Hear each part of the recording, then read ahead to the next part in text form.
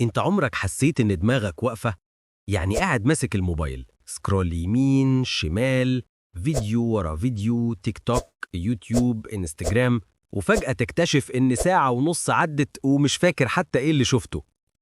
ده اسمه تعفن الدماغ، وبيحصل لناس كتير مننا من غير ما ناخد بالنا.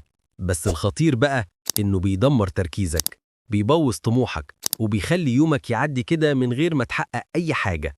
لو حابب تفهم إزاي الموضوع ده بيأثر على حياتك وإزاي تطلع منه قبل ما دماغك تتحول لعصير، خليك معايا.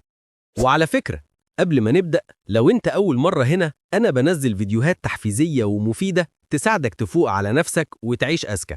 فلو حابب دماغك تتعالج من العفن، دوس على زرار الاشتراك وفعل الجرس. وكمان اديني لايك حلو يخليني أكمل اديك محتوى يغير حياتك. طيب، نخش في المهم.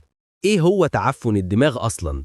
ببساطة، لما بتعرض نفسك طول الوقت لمحتوى سريع وسطحي، دماغك بتتعود على الدوبامين السريع، يعني عايزة متعة فورية بدون تعب، بدون مجهود.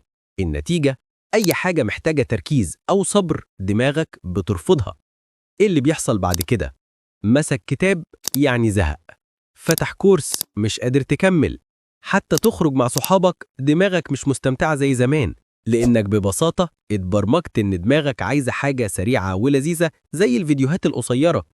يعني لو دماغك دلوقتي شبه بطاطس محمرة، ما تستغربش، ده طبيعي مع كمية التمرغ في السوشيال ميديا. بس الحل موجود، وصدقني مش محتاج إنك تعيش راهب في الجبل وتسيب الموبايل للأبد. خطوات عملية للتخلص من برين روت. الخطوة الأولى، قلل الجرعة السريعة.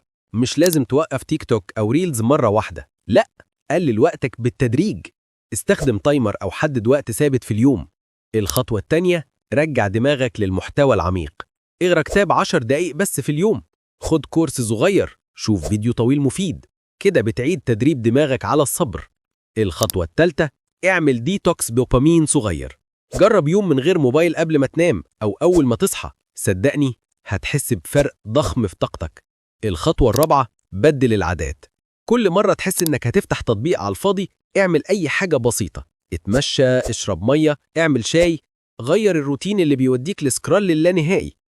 بص يا صديقي، الموضوع مش هزار. برين روت ممكن يسرق منك سنين من عمرك وانت فاكر انك عايش ومبسوط، بس بمجرد ما تاخد بالك وتبدأ تغير عادات بسيطة، هتكتشف ان تركيزك بيرجع، إبداعك بيرجع، وطموحك كمان بيولع.